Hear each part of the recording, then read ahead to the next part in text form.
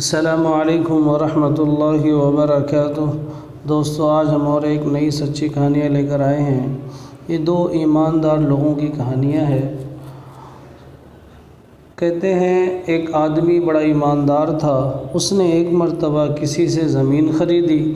اللہ کا کرنا ایسا ہوا کہ اسے زمین میں سے سونے کا ایک گھڑا ملا۔ وہ سونے کا گھڑا لے کر زمین بیچنے والے کے پاس آیا اور اسے کہا، بھائی صاحب، میں نے آپ سے جو زمین خریدی تھی اس میں سے یہ سونے کا گھڑا نکلا ہے، آپ اسے لے لیجئے۔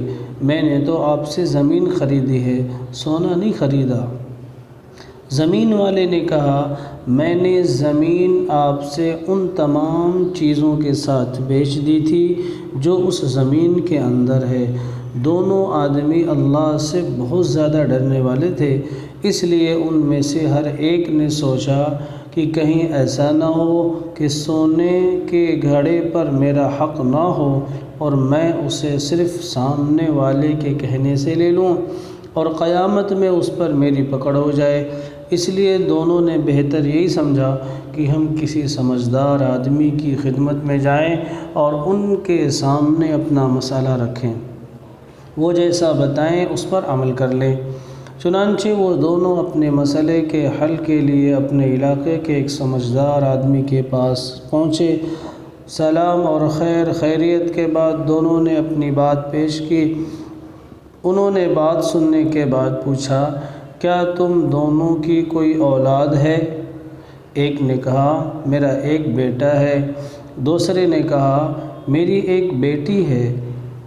انہوں نے دونوں آدمیوں سے کہا، تم دونوں اپنے بیٹے اور بیٹی کا ایک دوسرے سے نکاح کر دو اور ان کی ضرورتوں میں اس مال کو خرچ کر دو اور جو بچ جائے اسے غریبوں میں تقسیم کر دو۔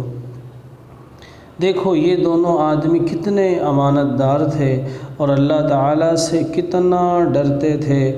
دوسرے کا ذرا سا بھی حق معلوم ہوتا تو اس کے ادا کرنے کی پوری فکر کرتے۔ لہٰذا تمہارے پاس بھی کسی کی کوئی چیز آ جائے اسے خوشی خوشی واپس پہنچا دو، اسے روک کر رکھنا بہت بری عادت ہے۔